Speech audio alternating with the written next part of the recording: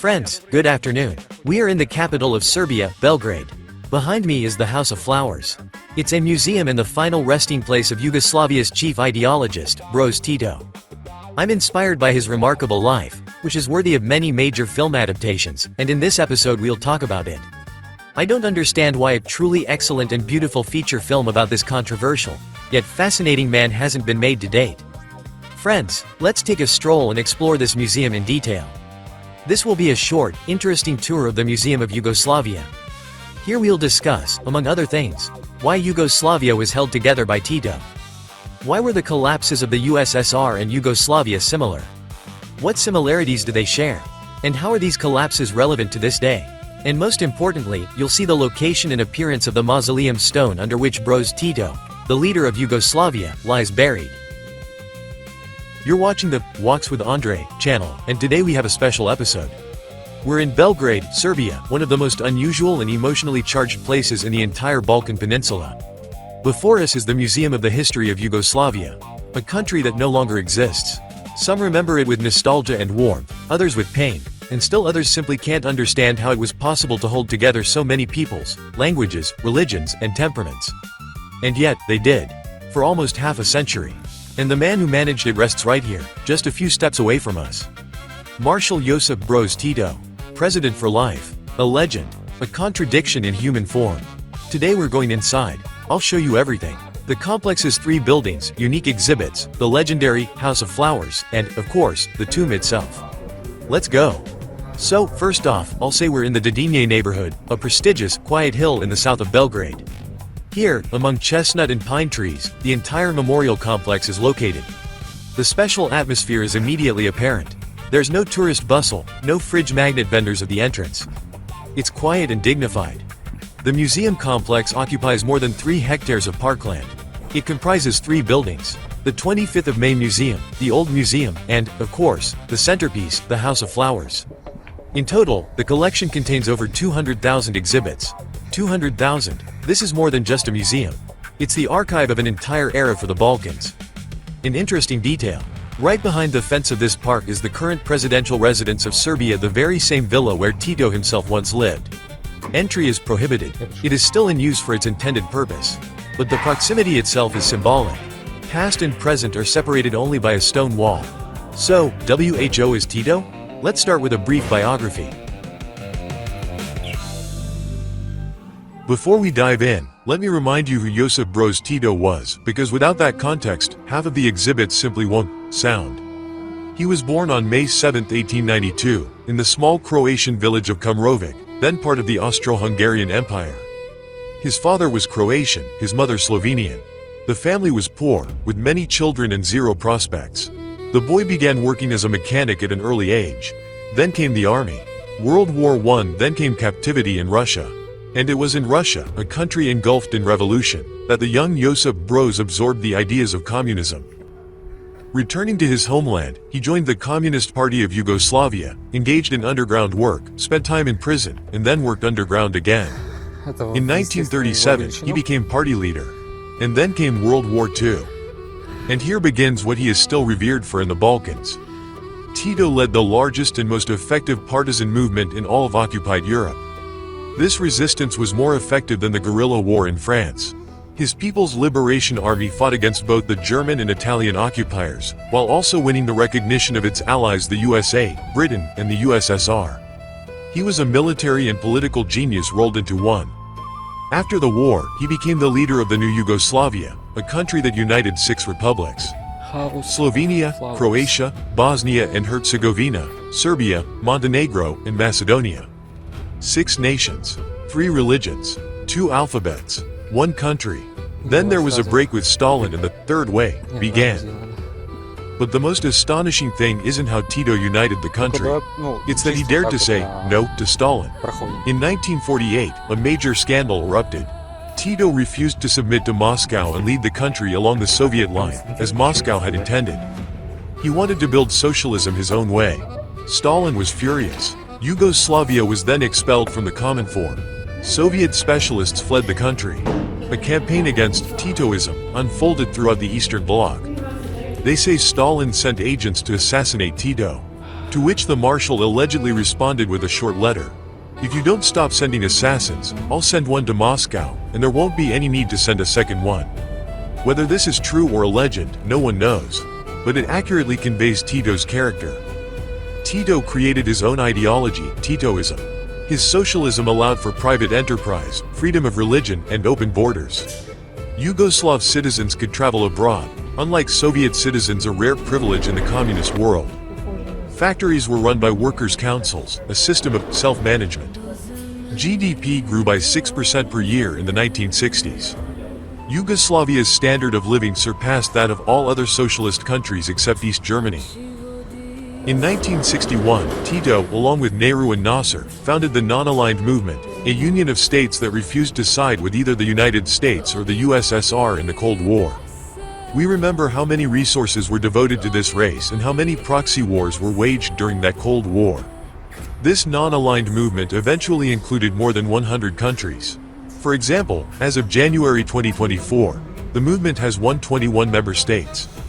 It was during this time that Tito personally visited more than 100 countries and was received everywhere as a world leader. This is who lies in this mausoleum. Not just a communist dictator. The man who outplayed Stalin, found his own path, and kept the country at peace for almost 4 decades. Well, we are inside the May 25th Museum. So, we're in the first building, the 25th of May Museum. This is where the official route begins.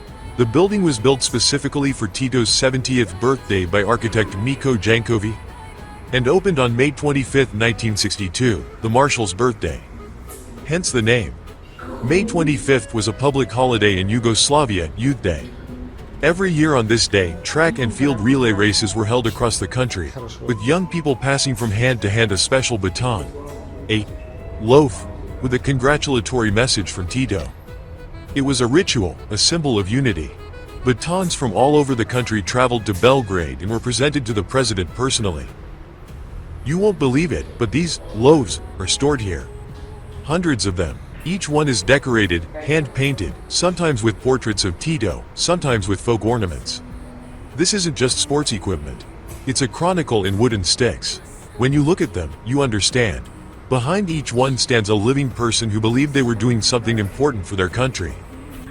Besides the loaves, gifts Tito received from foreign dignitaries and ordinary citizens are on display here. Exhibits come from everywhere from the USSR, India, Egypt, Mongolia, Mexico, Bolivia, and Ethiopia. Painted furniture, folk costumes, weapons, musical instruments, and hand-woven carpets are on display. It's a veritable ethnographic museum within a museum. Tito traveled the world, and the world came to him in return. Let's go to the second building, the Old Museum. This one houses a serious historical exhibition. And I'll warn you right away. Photography is prohibited inside, so I'm recording with a hidden camera and telling you the story along the way. The first halls tell the story of the partisan movement. Weapons, uniforms, documents, maps of military operations. Tattered field notebooks. Photographs of young faces, many of whom would not live to see victory. Here, you feel the war not as an abstraction of bygone times, but as something already alive and terrifying, a reminder of very recent events that tell us they must not be repeated. Next is Tito's own military uniform. A marshal's uniform, embroidered with gold. He had so many orders and medals that a special display barely fits them. Tito was one of the most decorated people of the 20th century, receiving orders from dozens of countries. A separate hall is dedicated to Yugoslavia at its height. Photographs of construction sites, factories, new roads, and cities across the country. Workers' faces. Victorious reports from the 5-year plans. There are also shots of international visits. Tito with Churchill, Nehru, Nasser, Kennedy, Brezhnev. He knew how to be everyone's man. And somewhere at the end of the hall, a quiet, almost unnoticeable section. May 1980. A chronicle of mourning. 1 million people on the streets of Belgrade. The heads of state of 93 countries came to the funeral. It was one of the largest political gatherings in history. More than for the funeral of any other leader of that time. The world bid farewell to the Marshal after his death. What is the main lesson to be learned about Tito? This is a question that can be answered differently depending on the angle, and every answer will be honest. From a statist perspective, the main lesson is that a state cannot rest on a single individual. Tito was so irreplaceable that he created nothing that would work without him. A system tied to an individual is not a system, but a temporary construct. From a historian's perspective, Tito proved that charisma and pragmatism can replace everything: ideology, ethnic unity, and economic logic. But only while the bearer of this charisma lives. Afterward, alas, all the accumulated contradictions come to light at once. If you look at Tito philosophically, he has an argument in favor of the idea that sometimes the world rests not on the right institutions, but on specific individuals with exceptional qualities. And this is both inspiring and frightening. But if I had to choose one lesson, and the most universal one, it would be that power that isn't passed on to future generations isn't power at all. It's borrowed time. Tito didn't resolve a single fundamental contradiction within Yugoslavia. He froze them, skillfully and for decades.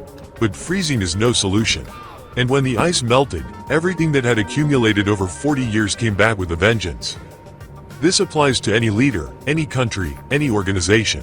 If a system works only because there's an irreplaceable person, then the system doesn't work. It's simply waiting and perpetuating itself.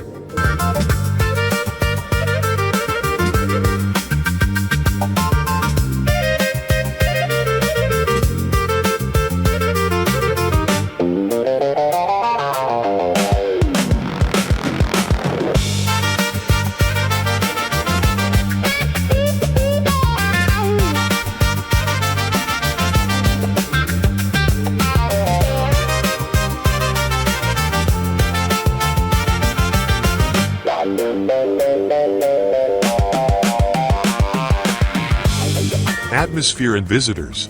I want to say a few words about the people I met here today. It's a very diverse audience. Elderly people who remember Yugoslavia come here as if they're meeting their youth. There are young people from the former republics, curious, sometimes skeptical, but passionate. Foreign tourists, Germans, Japanese, and Americans are trying to understand this enigmatic Balkan phenomenon. And they all stand by the same sarcophagus and think about their own things. What I like about this place is that it doesn't force a judgment. It doesn't say, great leader, or dictator. The exhibit simply shows this man, his life, and his country. Judge for yourself.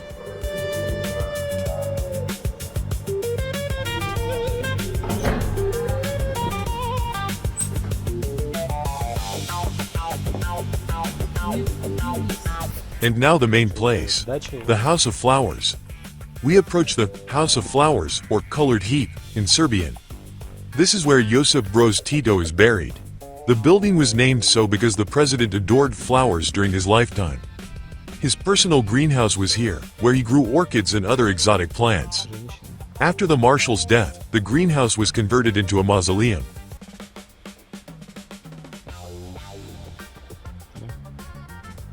We step inside. The space is bright, almost solemn. There's no pretentiousness, just a modest elegance. In the center of the room stands a white marble sarcophagus. It bears a simple inscription, Josip Broz Tito, and the dates of his life from 1892 to 1980. No unnecessary words, no grandiose epitaphs. Fresh flowers are everywhere. People still bring them here every day. People come from the former Yugoslav republics of Croatia, Slovenia, Bosnia, Macedonia, and Montenegro. They even come with posters reading, Tito, it was better with you. On his birthday, May 7th. Nostalgia for the Golden Age is a phenomenon that even has its own name. Jugotoska. You stand by this sarcophagus and think, here's the man who held 6 nations together for almost 40 years. He died, and 10 years later, everything fell apart. Wars, blood, disintegration. And those same people who swore to follow Tito's path were killing each other just a few years later. This is the tragedy this hall silently bears within itself. Stay here for a while. Just be silent. This place demands it. As I stood at Tito's grave, one thought kept coming to mind. This country, Yugoslavia, had disappeared. And right next to it, literally in the same year, another great country, the Soviet Union, had vanished. And both disintegrations occurred almost simultaneously in 1991. And both still make their mark in the form of conflicts, borders, grievances, and wars. I want to explore. What did they have in common? Why did they collapse? And how does this Balkan experience relate to what is happening today with the Ukrainian conflict and the questions it has raised for the entire world? The USSR united 15 republics and dozens of peoples, from Estonians to Turkmens, from Ukrainians to Georgians. Languages, cultures, and historical traditions were all forcibly packaged into a single ideological shell: the Soviet people. Yugoslavia united 6 republics: Slovenia, Croatia, Bosnia, Serbia, Montenegro, and Macedonia. 3 religions: Orthodoxy, Catholicism, and Islam. 2 alphabets. Nations that had been killing each other for decades. And all of this rested on one man, Tito. Both states were federations in form and unitary in essence. In both cases, real power was concentrated at the top. In Moscow or Belgrade, the federal rights of the republics existed largely on paper until they were needed. And here's what's fundamentally important. Both states themselves laid a mine under their own futures through their constitutions. In Yugoslavia, this happened in 1974. Tito signed a new constitution and, according to many historians, it was then that the clockwork of disintegration was set in motion. What did it do? It radically expanded the rights of the republics. Each received practically the attributes of statehood: its own constitution, its own organs of government, and veto power in federal bodies. Moreover, 2 autonomous regions within Serbia, Kosovo and Vojvodina, received rights effectively equal to those of the Union republics, which the Serbs perceived as a direct infringement. Why did Tito do this? Most likely out of pragmatism. The Croats and Slovenes demanded greater independence. The constitution was an attempt to dampen centrifugal forces, to give the republics the illusion of sovereignty without truly releasing them. As long as Tito lived, it worked. His personal authority was the glue that held everything together. But as soon as the Marshal died in 1980, the mechanism was set in motion. Federal bodies found themselves completely dependent on the republics. The center could not make a single decision without their consent. The Republican elites, sensing Belgrade's weakness, began to drift toward nationalism because it was the easiest way to mobilize voters and consolidate their own power. Something similar happened in the USSR, only with a different mechanism. There, the bomb was planted not by Brezhnev, but by Gorbachev with his policies of glasnost and democratization. When they opened their mouths, everything burst forth. National grievances, economic grievances, and the historical memory of how these nations ended up within the Union. The Baltic states demanded independence almost immediately. Others followed suit. And in Moscow, as in Belgrade, the center suddenly discovered that it did not control the outskirts. Both collapses had an important economic component that is often underestimated. Yugoslavia suffered a severe crisis in the 1980s. That famous 6% annual growth was long gone. The country had accumulated a massive foreign debt, hyperinflation, unemployment, and a major economic disparity between the republics. Rich Slovenia and Croatia in the north, poor Kosovo and Macedonia in the south. The rich didn't want to feed the poor. The poor accused the rich of exploitation. But economics is just the backdrop. The real explosive force in both cases was nationalism. In Yugoslavia, it slumbered under the lid of Titoism for almost 40 years.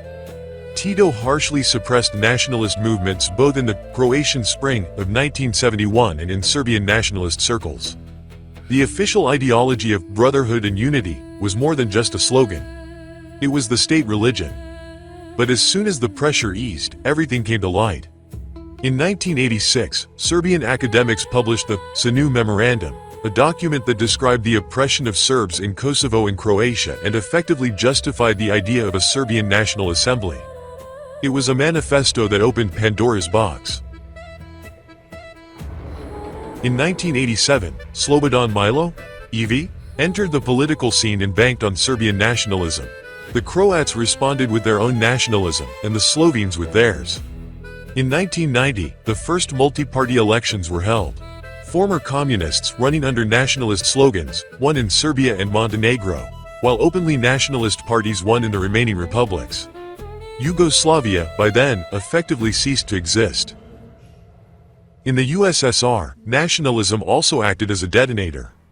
The Baltic peoples remembered the Molotov-Ribbentrop Pact and the Soviet occupation of 1940. It was a living wound. In Georgia, Armenia, and Azerbaijan, old territorial conflicts resurfaced. In Ukraine, the independence movement intensified. In Central Asia, the Islamic factor.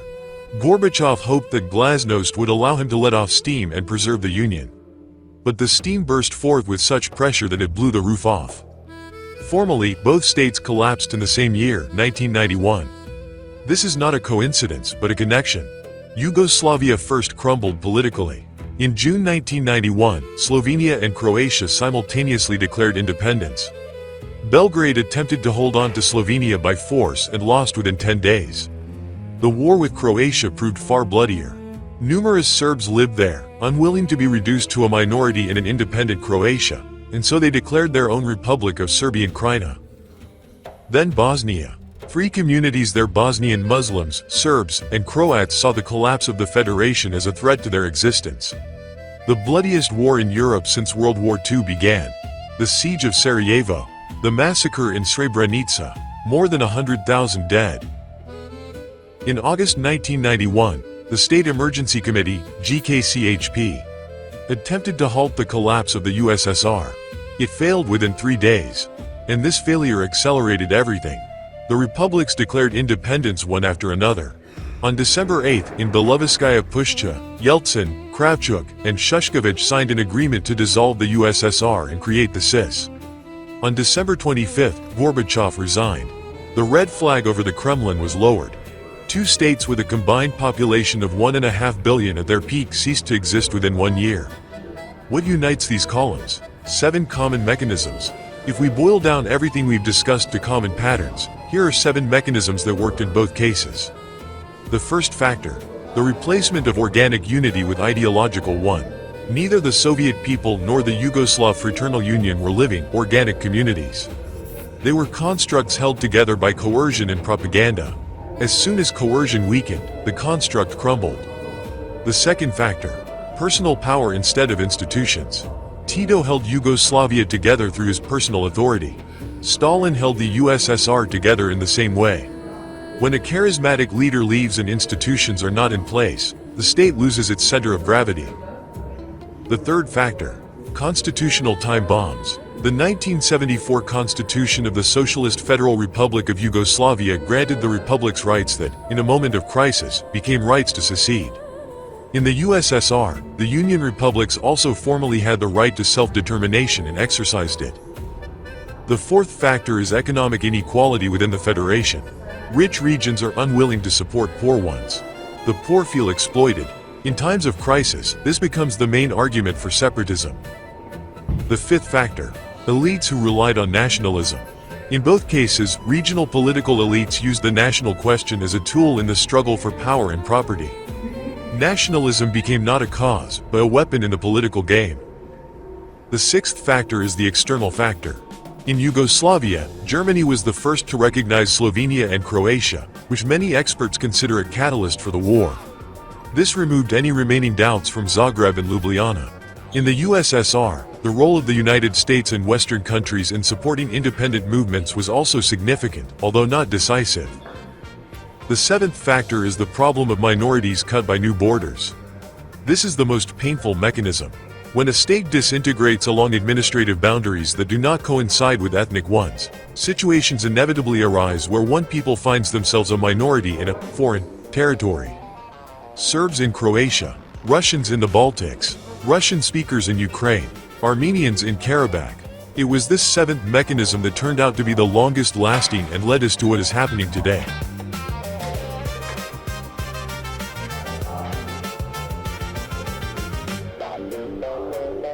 Ethnographic collection and details. Before leaving, I want to say a special word about the ethnographic collection. It truly surprised me. It contains 4,000 items from around the world. Folk costumes, embroidered towels, handmade tablecloths, pipes, jewelry, and folk instruments. All of these were donated to Tito by ordinary people, representatives of delegations, and officials from around the world. When you look at this diversity, you understand the scale. Tito wasn't just the leader of a small Balkan country. He was a global figure. He was welcomed everywhere. In London, Beijing, Cairo, and Washington. He alone managed to be friends with everyone and be beholden to no one. Well, it's time for us to get some fresh air. The path between the buildings is also part of the walk. A beautiful, well-kept park, centuries-old trees, benches. The soft Belgrade light. Somewhere beyond the fence is that very villa from which the Marshal looked out over his country. It's a good place to think about what a state is, about whether what Tito did is possible today, about why the country couldn't stand after his death, and about how nostalgia isn't just sentimentality. Sometimes it's a signal that something important has been lost. Friends, that's all for today. We visited one of the most unusual places in the Balkans, the Yugoslav History Museum. We walked through 3 buildings. We saw gifts from 100 countries. We stood by the white marble sarcophagus. And, I hope, we gained a better understanding of who Marshal Tito was and why, more than 40 years after his death, people still bring fresh flowers here. If you ever find yourself in Belgrade, be sure to come here. This isn't just a tour. It's a conversation with history. I'm Andre, and this is the channel, Walks with Aprelski. If you found this episode interesting, please like it and subscribe. There are many more amazing places to see. See you on our next walk.